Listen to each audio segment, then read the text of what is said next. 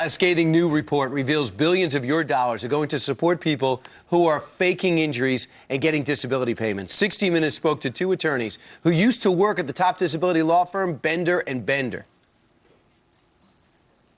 I call it a legal factory because that's all it is. I mean, they have figured out the system and they've made it into a huge national firm that makes millions of dollars a year on Social Security disability. Business was booming because the economy was so bad. We had a lot of people who their unemployment ran out, and this was the next step. So is there any way to stop this waste and fraud? We're going to ask the man who's been investigating it for 3 years now. Joining us now, Senator Tom Coburn. Welcome, Senator. Good morning. You do think there's a way to stop this? It seems as though the government, in fact, would just want it to continue, right? If it helps unemployment stats.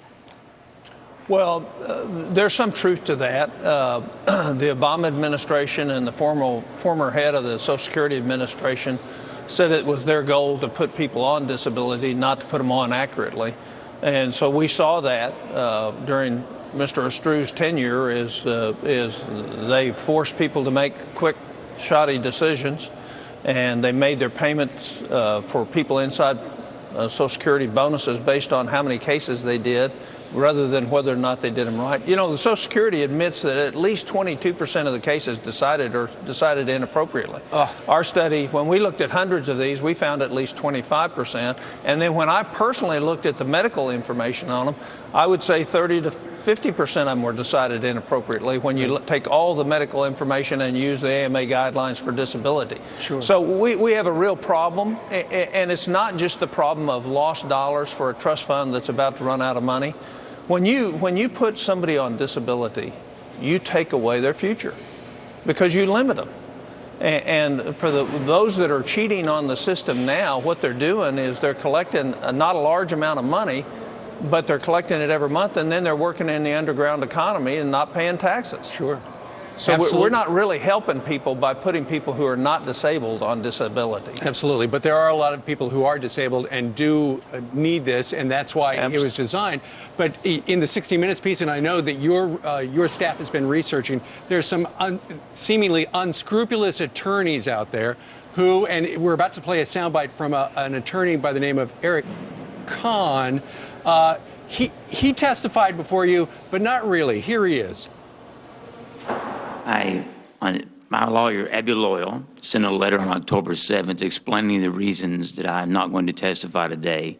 And pursuant to that letter, I respectfully assert my constitutional right not to testify here today, sir. Okay, so this guy takes the fifth. In the 60 Minutes piece, what was disturbing, though, is it looked like he had an awfully cozy relationship with one of the judges who determined how many people would actually get the benefit. Okay, so that's going on right now. How do we fix it?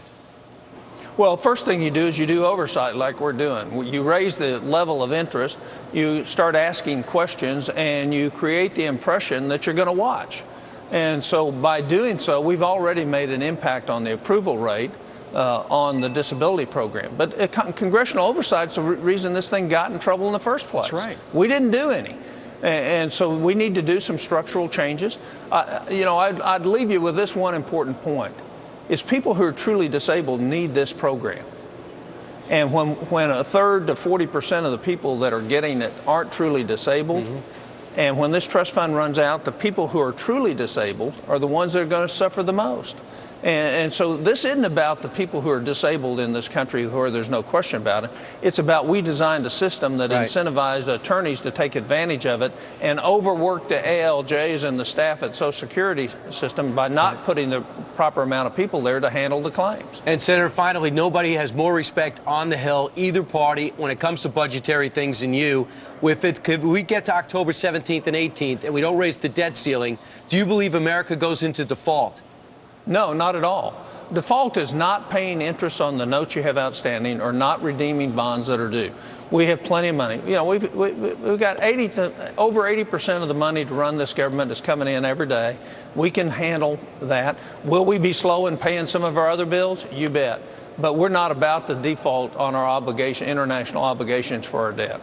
All right. Tom Coburn, a senator from the great state of Oklahoma. Thank you very much for joining us this morning, sir. You bet. And thank Good you to very see you. much for trying to get some oversight on this disability thing, because it is jaw-dropping. And hopefully the president calls you.